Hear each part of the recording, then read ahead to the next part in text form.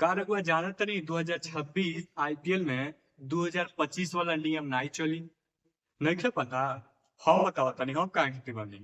रुकी जा सबर करी जा 2 मिनट। ठीक है। हम बताओ तनी अब लोग कहत बा भैया थाला रीजन नहीं चली है। थाला रीजन नहीं चली काहे ना चली वो बताओ तनी रुकिए। अरे मतलब एम एस धोनी लेकिन यहाँ थाला ना पूरा 7 रीजन बा। मतलब लोग कहता कि थाला 4 रीजन ना चली।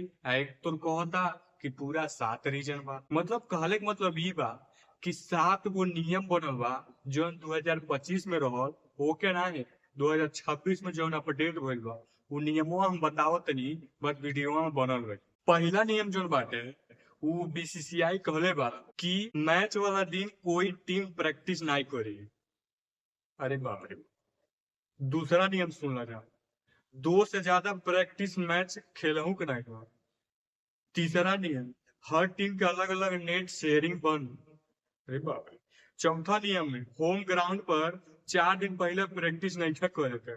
मतलब मैच जो होखे वाला बा उससे 4 दिन पहले कोनो प्रैक्टिस नहीं डायरेक्ट मैच खेलो।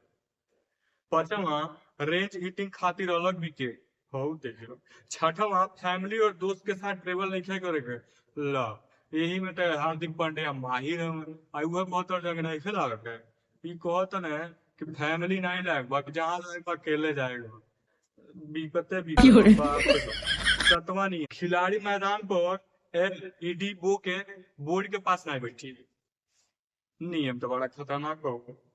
मतलब साल बाद अब आईपीएल में अनुशासन थोड़ा सख्त हो गई बा। तुम्हारा क्या लागत हमहू के लागत है कि आईपीएल 2025 से 26 ज्यादा सख्त हो गई बा। लड़ाइया चलते ही तरह का देखे के पड़ी। आओ जा अगवा देखिए उरी का कहले बना 28 मार्च से जो आईपीएल चालू होत बा पहला मुकाबला आरसीबी और हैदराबाद के बीच में। अब सुना जा एक साइड पर बा विराट कोहली फिर स्टार्ट रजत पाटीदार दूसरा side Abhishek Sharma Davis Head Ishan Kishan और क्लेशन। दोनों टीम एकदम पावरफुल में बा। लोग का कहता वो सुन लो जॉन टीम सेकेंड में बैटिंग करी उहे जीती है। लेकिन दिल कहता पहला मैच में आरसीबी बाजी मार ली। एक कोई कहता जो दूसरा टीम खेले आई वो जीती है। कोई कहता दिल कहता आरसीबी जीते का मर दो। अब रघुआ बताएं रघुआ के हिसाब से के जीती। हई जो 7 गो नियमों आइल बा केहू मानी कि नहीं मानी कमेंट में जरूर बताएं। तब तक खातिर धन्यवाद। और ऐसे नहीं वीडियो देखे खातिर चैनल को सब्सक्राइब कर ले।